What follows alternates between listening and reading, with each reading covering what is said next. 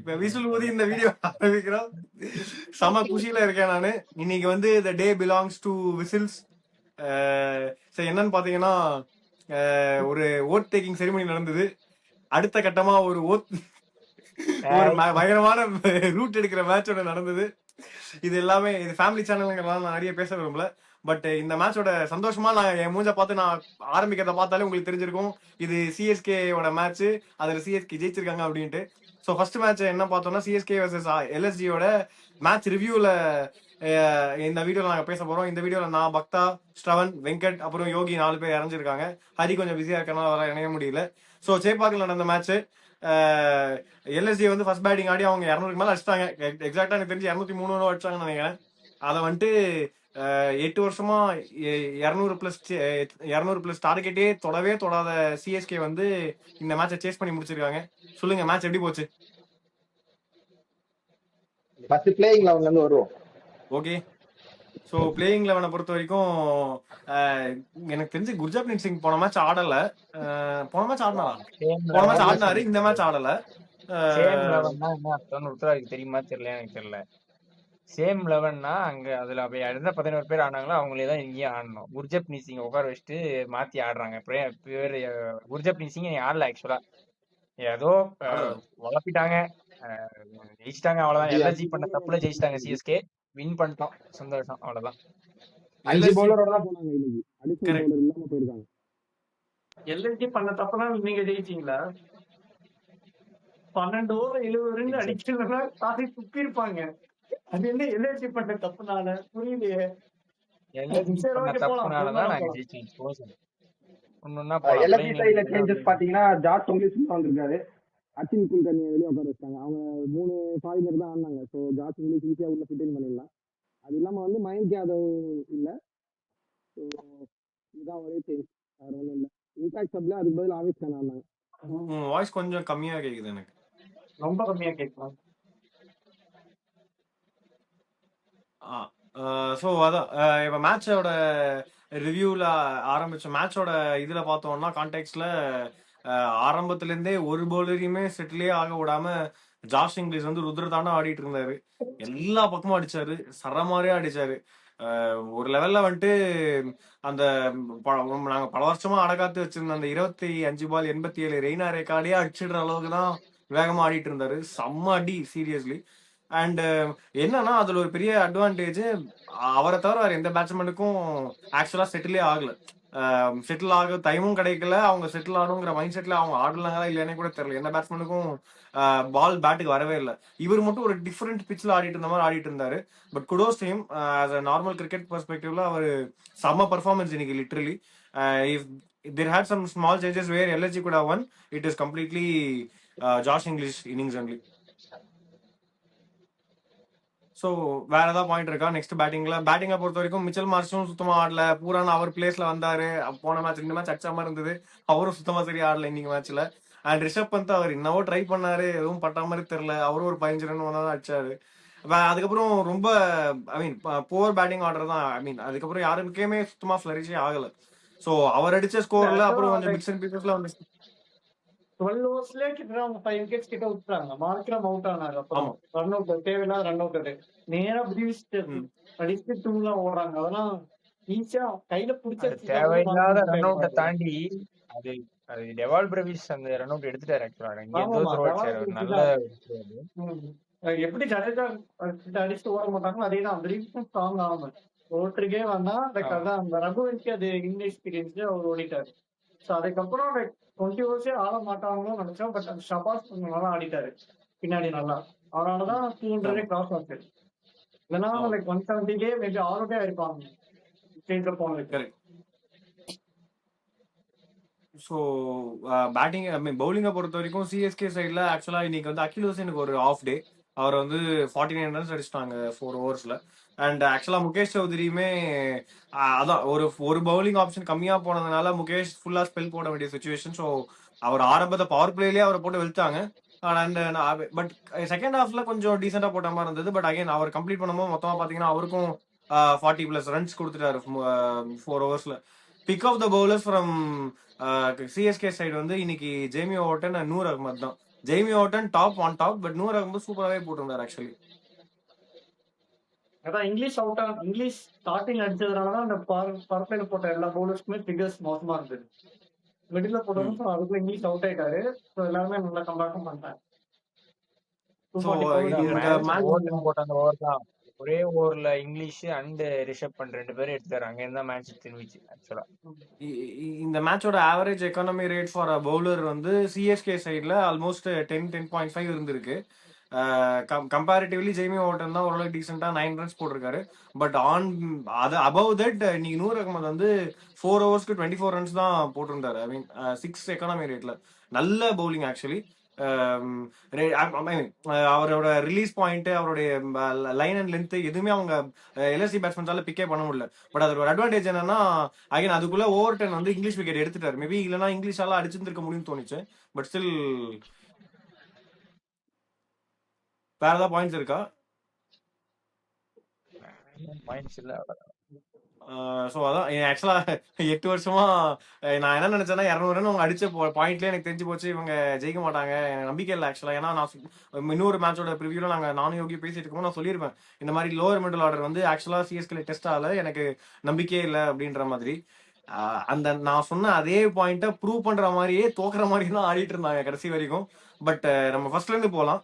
Innings ஆரம்பிச்சதுல இருந்து to be honest Sanju சாம்சனும் ருத்துராஜ் கேக்வாடும் 200 ஸ்ட்ரைக் ரேட்ல ஆடிட்டு இருந்தாங்க ஆரம்பத்துல. ஆக்சுவலா அவங்க ஆடினதே ஸ்லோன்னு ஃபீல் பண்ற அளவுக்கு ஒரு புயல் ஒன்று வீசிட்டு போச்சு.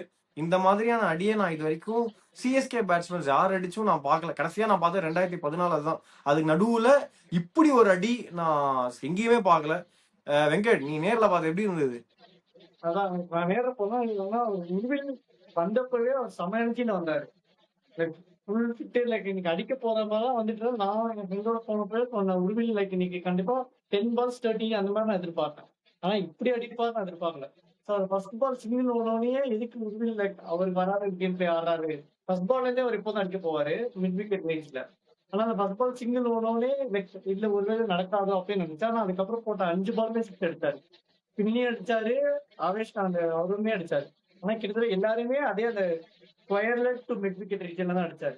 இவங்களுமே லென்த்துமே இழுத்து போடல, எல்லாரும் ஸ்பீட் பண்ணாங்க அப்படியே அவருக்குமே. பட் அப்படின்னு சொல்ல முடியாது. அடுத்தடுத்த பால் அவருமே இன்டென்ட்டோட போனாரு. அவர் நினைச்சிருந்தா 2 பாலுக்கு அப்புறம் கூட நின்று இருக்கலாம். அவர் வேண்டாம், அந்த இன்டென்ட்டோட போனதுனால தான் லைக் கடைசி சிஎஸ்கேல ஜெயிக்கவே முடிஞ்சது. அவர் ஏதோ 1-2 பால் ஸ்லோவா இருந்தா கூட டவுட்டா இருக்கும் போல. பட் அதான் 10 balls 9 balls 40+ போயிட்டாரு. நாங்க அதான் மேட்ச் பண்றாரு 12 balls அப்படின்னு நாங்க இருக்க எல்லாரும் எதிர்பார்த்தோம். லைக் அவர் ஒரு பேட்ல போடுறதுக்கவே அந்த தோனி வந்தா லைக் என்ன ஒரு அட்மாஸ்பியர் இருக்குமோ அந்த மாதிரி அட்மாஸ்பியர் இருக்குது. ஏன்னா எல்லாருமே சாம்சங் அவுட் ஆனார் அப்பதான். ஸோ எல்லாருமே கிட்டத்தட்ட அங்க தூண்டுட்டாங்க, மேட்ச் போச்சு. ஏன்னா சாம்சங் அடிச்சாதான் வில்லியன்ஸுமே இந்த சீசன் அப்படிதான் இருந்துச்சு சிஎஸ்கே. ஸோ அவுட் ஆனவே 200+ டார்கெட் அவ்வளவுதான். அந்த மாதிரி ஸ்லோவில் இருந்தப்போ சரியா அடிச்சாரு, சரியான இன்னிங்ஸ் எல்லாம். One of a kind in the innings particularly. I mean நான் லைவா ஐ மீன் டிவியில நான் பார்க்கும்போது ஆக்சுவலாக நான் சொல்லணும்னா ரொம்ப என்ஜாய் பண்ணேன் ஆக்சுவலி. கண்ணா பின்னா நீட்டிங் அவங்களாலுக்குமே என்ன பண்றது ஏது பண்றதுன்னு தெரியாத அளவுக்கு தான் ரிஷப் பந்த் அவர் மூஞ்செல்லாம் பார்க்கும்போது ரொம்ப பாவமா இருந்தது. என்ன போட வைக்கிறது, எப்படி இது பண்ண வைக்கிறதுன்ட்டு. ஸோ அந்த அப்புறம் வந்துட்டு என்னன்னா அந்த இடத்துல உருள் பட்டேல் அடிச்சதுக்கு அப்புறம் அங்கிருந்து ஆக்சுவலா சொல்லணும்னா ரன் ரேட்டுக்கு அவங்க ஆடி ஒரு 15 ஓவர்ல இந்த மேட்சை முடிக்க பார்த்துன்னு இருக்கலாம். பட் அங்கதான் வந்து இல்ல நாங்க சிஎஸ்கே நாங்க பண்ண மாட்டோம் அப்படின்னு சொல்லி ருத்துராஜ் 200 ஸ்ட்ரைக் ரேட்ல இருந்து 170 160 அப்படியே கம்மியாயிட்டே வந்தாரு. கார்த்திக் சர்மா வந்தாங்க. கார்த்திக் சர்மா வந்து ஓகே, நான் இது கான்ட்ரவர்ஷியலா இருக்கும், நீங்க என்ன கான்ட்ரடிக்ட் பண்ணலாம். பட் எனக்கு கார்த்திக் சர்மா ரொம்ப இம்ப்ரெசிவான டேலண்டா இப்போ வரைக்கும் தெரியல. ஏன்னா ஐ மீன் நான் ஸ்பெசிஃபிக்கலா ஃபீல் பண்ணல. ஏன்னா நான் 2 மேட்ச் அவர் அடிச்சதுமே பார்த்தோம்னா ஸ்லோவா இருக்கிற பிச்சு, அவர் நிறைய டைம் எடுத்துக்கிட்டு ஆடினாரு. அண்ட் கைட் பண்றதுக்கு 2 சீனியர் பேட்ஸ்மேன்ஸ் இருந்தாங்க, ருத்துராஜ், சஞ்சு சாம்சன். இன்னைக்கு ருத்துராஜ் இருந்தார் தான், பட் ஆனா இன்னைக்கு கேமோட டைனமிக்ஸே ரொம்ப டிஃப்ரெண்ட். ஒரு இடத்துல அவர் அடிக்கணும் அப்படின்ற மாதிரி இருக்கு. ஆனா என்னன்னா இன்னொன்னு கார்த்திக் சர்மாக்கு வைட் ரேஞ்ச் ஆஃப் ஷாட்ஸும் இருக்கு. பிரசாந்த் அளவுக்கு அவர் சுத்தி அடிக்க மாட்டார் அப்படின்னா கூட ஓரளவுக்கு டீசெண்டா ஆடக்கூடிய பேட்ஸ்மேன் தான். அதான் அவர் ஹிட்டுக்கும் அவருக்கும் போவே இல்லை, படமும் இல்லை அவருக்கும் பெருசா. எனக்கு அதனால easy for me in my opinion Prashant Veer shows more promise than Kartik Sharma. Again கொஞ்சம் ரொம்ப டைம் எடுத்துக்காம அவரும் கொஞ்சம் சீக்கிரமா அவுட் ஆகிட்டதுனால பிரசாந்த் வீர் கொஞ்சம் இது கிடைச்சது. அவர் வந்து ஒரு 2 6 அடிக்க போய் ஓரளவுக்கு ஈஸ் டவுன் ஆச்சு. அப்பயும் வந்துட்டு சிவம் துபே இறக்கி விட்டு இல்ல ஆக்சுவலா ஒரு ப்ராப்பரா இருந்ததுன்னா அந்த இடத்துல ஓவர் டைம் இறக்கி விட்டு இருந்திருக்கலாம். உங்களுக்கு ஏதாவது ஒப்பீனியன் இருந்தா நீங்க சொல்லுங்க. பட் அந்த இடத்துல ஆக்சுவலா துபேக்கு பதிலா ஒப்பீனியன் ஓவர் டைம் வந்திருக்கலாம். அதுக்கப்புறம் அகில் ஹுசைன் வந்திருக்கலாம். துபே ஆடி இருக்கவே தேவையில்லை. ஏன்னா ரொம்ப கிரக்ஸ் ஆஃப் த கேம். ஒரு பிஞ்ச் அதுல ஹிட்டர் ஒரே ஒரு வேணும், ஒப்பீனியன் என்னன்னா, அக்ரெசிவா ஆட பேட்ஸ்மேன். கார்த்திக் சர்மா வந்த இடத்துல மேபி நீங்க ட்ரை பண்ணிருக்கலாம், துபே ட்ரை பண்ணிருக்கலாம். கார்த்திக் சர்மா எதுக்கு இங்க எஸ் போர்ல அனுப்புறாங்கன்னு எனக்கு புரியல. நான் சொல்றது கார்த்திக் சர்மா இடத்துல டெவால் பிரேவிஸ் இறக்கி விட்டுருக்கலாம். அது கூட உங்களுடைய பண்ணலாம். மைண்ட் அடிக்கிறதுன்றதப்போ ருத்ராஜ் கேக்கோட 2ல இருக்காருன்ற பட்சத்துல நீ ஆல் அவுட் போ, மேட்ச் சீக்கிரம் முடிச்சு ரன் ரேட் ஏத்துற வேலையை பாருன்ற மாதிரி போயிருந்தாங்கன்னா கூட அந்த ஒரு இது இல்லாம போயிருக்காதுன்னு நினைக்கிறேன். டெவால் பிரேவிஸ் அடினா அடிக்கக்கூடிய பிளேயர் தான். அவுட் ஆனா அடுத்த பேட்ஸ்மேன் வந்து பார்த்து ஆட போறாங்க. அது அங்கிருந்து ஒரு 2 பேர் ஒரு 10 பால்ஸ் 20 ரன்ஸ் அந்த மாதிரி அடிச்சிருந்தாங்கன்னா கூட கேம் சீல்டு. அங்கிருந்து தேவையில்லாம அதை கொண்டு போறேன்னு கொண்டு போய் 19வது வரைக்கும் போய் டிபி மாத்திரையை போட வச்சு தாலி இருக்க வேண்டியது. இதான டு 160 பி ரன் ஆனஸ்ட், சேஸ்லயே நம்ம பண்றதுதான். 200 ரன் சேஸ்ல பண்ணாம போயிட்டா தப்பாயிடும். அதனால பண்ணிட்டாங்க. ஒன்னும் நார்மல் சிஎஸ்கே கேம் தான் இது again at end of the day இது வந்து ஆல்மோஸ்ட் இது வந்து இல்ல நீ சோக்காரியா இல்ல நான் சோக்காரனா அப்படின்ற மாதிரி சண்டை போட்டு ரெண்டு டீமும் கடைசியில இதுவாகி இல்ல பெரிய கிளவுன் இந்த பர்டிகுலர் டோர்னமெண்ட்ல எல்எஸ்ஜி தாங்கிற ப்ரூவ் பண்ற மாதிரி அவங்க சோக்க இருக்காங்க. ஆக்சுவலா நம்ம சோக்க இருந்திருக்கணும். சரி, இந்த இந்த ஒரு சில டிசிஷன்ஸ் வந்து கொஞ்சம் அதான் எல்எல்ஜி சோக்கா இருக்க வாய்ப்பு இல்லை. ஏன்னா நீங்க 8 ஓவர்ஸ்லயே அவங்களுமே பவுலர் ஷாட்டா தான் வந்துருக்காங்க. 8 ஓவர்ஸ் 120 கிராஸ் ஆயிடுச்சு. அங்கே 12 ஓவர்ஸ் 75 ஆடுதான். சோ அவங்க சோக்கர் ஆப்ஷனே இல்ல. நீங்க தான் லைக் சிஎஸ்கே தான் மேபி ஸ்டேஜ்ல போயிட்டீங்க. கார்த்திக் சர்மாவோட இன்னிங்ஸ் ஒண்ணு பிளஸ் உங்களோட இன்னிங்ஸ்மே துபே ஸ்டார்டிங்ல வந்த இன்னிங்ஸ் அதுலயுமே தான் எஸ்ஆர்எஸ் மேட்ச்லயே நீங்க சோக்கா ரீசன் வந்து அந்த துபே வெயிட் பண்ணிட்டு இருந்திருப்பாரு. இந்த ஒரு ஸ்பின்னர் வந்தோன்னு அடிக்கலாம், அந்த ஒரு ஸ்பின்னர் வந்தோன்னு அடிக்கலான்னு. இன்னைக்கும் அதேதான் நடந்தது. அப்படியே அதேதான் நடந்தது இன்னைக்கும். நான் அதான் சொல்றேன். அங்கதான் பண்ட் தப்பு பண்ணாரு. அந்த கார்த்திக் சர்மாவும் ருத்துராஜ் கூட அடியே ஸ்லோவான ஃபேஸ்ல இன்னிங்ஸ் போயிட்டு இருந்தப்போ மார்க்ரமுக்கு ஒரு ஓவரோ 2 ஓவரோ கொடுத்து கேம்பிள் எடுத்திருந்தா பிரின்ஸ் ஆர் ஷமி ஓவர் ஏதாவது ஒன்னு சேவ் பண்ணியிருந்திருக்கலாம் அவங்க. இல்ல ஆக்சுவலா அந்த இடத்துல அவங்க வந்து மார்க்ரம் போட மாட்டாங்க. ஏன்னா அங்க ஆடிட்டு இருந்தாரு ருத்ராஜ். அவர் கொஞ்சம் டீசென்ட் ஸ்பின் ஆடிடுவாரு, ரைட் ஹேண்ட் பேட்ஸ்மேன் அப்படின்றதுனால லாஸ்ட் இல்ல ஓகே அங்க சப்பாஸ் அவங்க போட பார்த்துருந்துருக்கலாம். பட் அகைன் அது எண்ட் ஆஃப் த டே இவங்க இந்த பைடன் மார்க்கம் போட வச்சதுக்கான ரீசன் வந்து லாஸ்ட்ல 2 லெஃப்ட் ஹேண்டர்ஸ் ஆடுறாங்க, கேம்பிள் எடுக்கலாம் அப்படின்ற மாதிரி தான். பட் அகைன் அது ஓகே கேம்பிள் எடுப்ப 2 லெஃப்ட், அதுவும் சிவம் துபே அந்த சைடு பிரசாந்த் இருக்கும்போது மார்க்ரம் வச்சு நீ கேம்பிள் எடுப்பியா? பியூர் பவுலர்னா கூட ஒத்துக்கலாம். அவன் இல்ல அவனு பண்ணிட்டு எதிர்பார்க்கணும் இந்த மேட்ச் 20 ஓவர்ஸ் வரைக்கும் போகும்னா அதான் மெயின் ரீசன். 8 ஓவர்ஸ்ல 12 ஓவர்ஸ்ல 75 கண்டிப்பா எந்த டீமா தான் அடுத்த 10 ஓவர்ஸ்ல மேட்ச் முடிச்சிருவாங்க பண்ணிட்டு நடத்திருப்பாரு. நீங்க கொண்டு போனதா அது பண்ணிட்டு எதிர்பார்க்கல அவரு. எப்படி இந்த மேட்ச் கடைசி வரைக்கும் போனுச்சுன்னா அவர் எதிர்பார்க்கல. அதுதான் சிஎஸ்கே, அதுதான் மஞ்சள் மார்க்கன்ஸ் நாங்க ஏன்னா எங்களால அது முடியும். மற்றபடி இந்த மேட்ச்ல பார்த்தோம்னா அகைன் ஜெய்மி ஓவர்டனுக்கு ஆக்சுவலா man of the match award கொடுத்துருந்துருக்கோம். கரெக்டாக பார்த்து கொடுத்துட்டாங்க. ஸோ என்னதான் இருந்தாலும் ஆனால் I mean not to miss out on Urvil Patel's innings. அவர் அடிக்கலை, இன்னைக்கு லைஃப் கொடுக்கல மேட்சுக்கு அப்படின்னா வேற யாருமே அடிச்சிருந்துருக்க மாட்டாங்க. அண்ட் டெவால் பிரேவிஸ்க்கு ஓவராலாவே இந்த டோர்னமெண்ட் கொஞ்சம் ஒரு குவைட் செட் பேக்காக தான் இருந்திருக்கு. நம்ம சைலண்டா வந்து மற்ற ஒரு மேட்ச் கண்டினியூஸா ஆன் ட்ராக் 3 மேட்ச் ஜெயிச்சிட்டோம் அப்படின்றதுனால அவரோட பெர்ஃபார்மன்சஸ் இது வந்து பெருசா நம்ம கண்டுக்கிறது இல்லை. But again that's problem. ஏன்னா at any time any point in time அது ஹிட் ஆகும். ஏன்னா அங்கே இவருமே பார்த்தோம்னா ஒரு ஆக்சுவலா ஒரு நல்ல ஹிட்டர், ஆல் ஏரியா ஷாட்ஸ் வச்சிருக்காரு. அண்ட் சிங்கிள் ஹேண்டடா மேட்ச் ஜெயிக்க முடியுமா இல்லைன்னா கூட ஒரு பெரிய இம்பாக்ட் கேம்ல கிரியேட் பண்ணி கொடுக்க முடியும். அங்கிருந்து யாராவது ஒருத்தரால எக்ஸ்ட்ரா இன்னும் கொஞ்சம் 20-30 ரன்ஸ் அடிச்சு மேட்ச் ஜெயிக்க முடியுங்கிற சுச்சுவேஷன் வரைக்கும் அவரால் எடுத்துட்டு போக முடியும். அந்த மாதிரி ஒரு பேட்ஸ்மேன் ஃபார்ம்ல இல்லாதது அண்ட் மிடில் ஆர்டர்ல கொஞ்சம் ப்ராப்ளம், லோவர் மிடில் ஆர்டர்ல கொஞ்சம் கிரைசஸ் இருக்கிறதுங்கிறது இன்னைக்கு இல்ல அப்படின்னா கூட என்னைக்கா ஒரு நாள் சிஎஸ்கே ஹிட் பண்ணும் அப்படிங்கிறது எனக்கு தோணுது. அண்ட் மோஸ்ட் இம்பார்ட்டன்ட் இல்லன்னு சொல்ல முடியாது, ஃபார்ம்ல இல்லன்னு எனக்கு அந்த மாதிரி தெரியல. முதல்ல ஃபர்ஸ்ட் வந்த உடனே அந்த மேட்ச் 46 ரன் ரொம்ப அடிச்சாரு, நல்லா தான் அடிச்சிட்டு இருந்தாரு. அப்புறம் என்ன பண்ணணுங்கிறதுல அந்த கன்ஃபியூஷன் இருக்கா என்னன்னு தெரியல. கேமை கொண்டு போகணுமா முடிக்கணுமா அந்த மாதிரி ஒரு கன்ஃபியூஷன்ல தான் அவர் இருக்கிற மாதிரி தெரியுது. அவர் வந்து சவுத் ஆப்பிரிக்காவுக்கு நம்பர் 2 ஆடுறாரு, இன்டர்நேஷனல் எக்ஸ்பீரியன்ஸ் இருக்கு. டிவால் பீஸ் வந்தாலே ஸ்பின்னுக்கு போறாங்க, ஸ்பின்னுக்கு அவுட் ஆயிடுறாரு. லைக் எல்லா மேட்சுமே கிட்டத்தட்ட ஸ்பின்ல தான் மேஜர் வீக்னஸா இப்போ அவருக்கு இருக்கு.